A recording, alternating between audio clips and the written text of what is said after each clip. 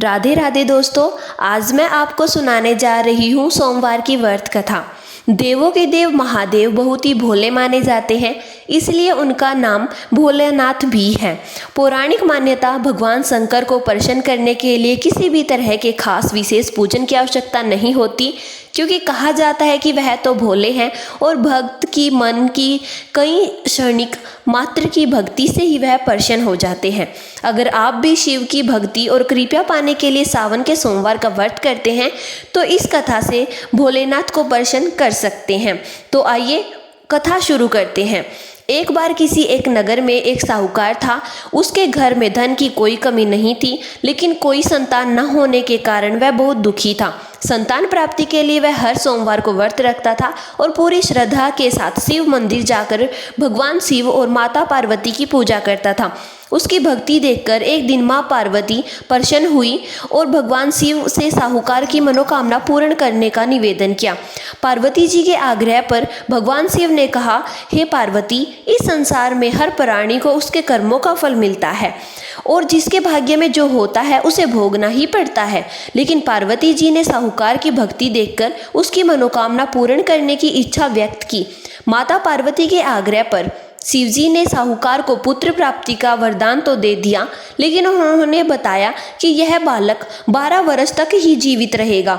माता पार्वती और भगवान शिव की बातचीत को सुनकर साहूकार सुन रहा था, इसीलिए उसे ना तो इस बात की खुशी थी और ना ही इस बात का दुख। वह पहले की भांति शिवजी की पूजा करता रहा।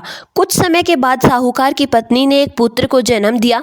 जब वह बालक 11 वर्ष का हुआ तो उसे पढ़ने के लिए काशी भेज दिया गया। साहूकार ने पुत्र के मामा को बुलाकर उसे बहुत सारा धन देते हुए कहा कि तुम इस बालक को काशी विद्या प्राप्ति के लिए ले जाओ। तुम लोग रास्ते में यज्ञ कराते जाना और ब्राह्मणों को भोजन दक्षिणा देते हुए जाना। दोनों मामा भांजे इसी तरह यज्ञ करते और ब्राह्मणों को दान दक्षिणा देते काशी नगरी निकल पड़े। इस दौरान रात में एक नगर पड़ा जहां नगर के राजा की कन्या का विवाह था, लेकिन जिस राजकुमार से उसका विवाह होने वाला था वह एक आंख से काना था।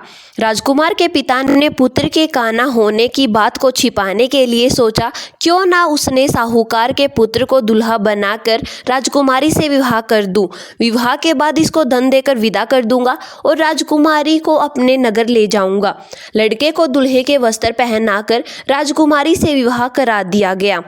साहूकार का पुत्र ईमानदार था, उसे यह बात सही नहीं लगी, इसलिए उसने अवसर पाकर राजकुमारी के दुपट्टे पर लिखा कि तुम्हारा विवाह तो मेरे साथ हुआ है, लेकिन जिस राजकुमार के संग तुम्हें भेजा जाएगा वह एक आंख से काना है। मैं तो काशी पढ़ने जा रहा हूँ। जब राजकुमारी ने चुन्नी पर लिखी बातें पढ़ी तो उसने अपने माता पिता को यह बात बताई। राजा ने अपनी पुत्री को विदा नहीं किया, फिर बारात वापिस चली गई। दूसरी ओर साहूकार का लड़का और उसके मामा काशी पहुंचे और वहां जाकर उन्होंने यज्ञ किया। जिस दिन लड़का 12 साल का हुआ उस दिन भी यज्ञ आयोजन था। लड़के ने अपने मामा से कहा कि मेरी तबीयत कुछ ठीक नहीं है। मामा ने कहा कि तुम अंदर जाकर आराम कर लो। शिवजी के वरदान अनुसार कुछ ही देर में उस बालक के प्राण निकल गए। मृत भांजे को देखकर उसके मामा ने विलाप करना शुरू किया।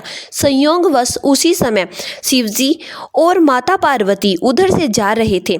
पार्वती माता ने भोलेनाथ से कहा, स्वामी, मुझे इसके रोने के स्वर सहन नहीं हो रहा, आप इस व्यक्ति के कष्ट को दूर करें।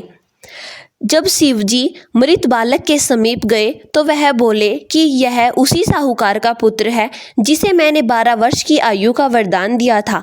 अब इसकी आयु पूरी हो चुकी है। लेकिन मातृभाव से विभोर माता पार्वती ने कहा कि हे महादेव, आप इस बालक को और आयु देने की कृपा करें, अन्यथा इसके वियोग में इसके माता पिता भी तड़प तड़प कर मर जाएंगे। माता पार्वती के पुनः आग्रह पर भगवान शिवजी ने उस लड़के को जीवित होने का वरदान दिया। शिवजी की कृपा से वह लड़का जीवित हो गया। शिक्षा पूरी करके लड़का मामा के साथ अपने नगर की ओर वापस चल दिया। दोनों चलते हुए उस नगर में पहुंचे जहां उसका विवाह हुआ था। उस नगर में भी उन्होंने यज्ञ का आयोजन किया। उस लड़के के ससुर ने उसे पहचान लिया और महल में ले जाकर उसकी खातिरदारी की और अपनी पुत्री को उसके साथ विदा किया। इधर साहूकार और उसकी पत्नी भूखे प्यासे रहकर बेटे की प्रतीक्षा कर रहे थे। उन्होंने प्रण कर रखा था कि यदि उन्हें अपने बेटे की मृत्यु का समाचार मिला तो वह भी प्राण त्याग देंगे, परंतु अपने बेटे के जीवित होने का समाचार पाकर वह बहुत प्रसन्न हुए। उसी रात भगवान शिव ने साहूकार के सपन में आकर कहा, हे श्रेष्ठी, मैंने तेरे सोमवार के व्रत करने और व्रत कथा सुनने से प्रसन्न होकर तेरे पुत्र को लंबी आयु प्रदान की है। इस प्रकार जो कोई सोमवार का व्रत करता है या कथा सुनता है और पढ़ता है, उसके सभी दुख दूर होते हैं और सभी मनोकामनाएं पूर्ण होती हैं। तो भक्तों, बोलिए शिवजी भगवान की जय हो।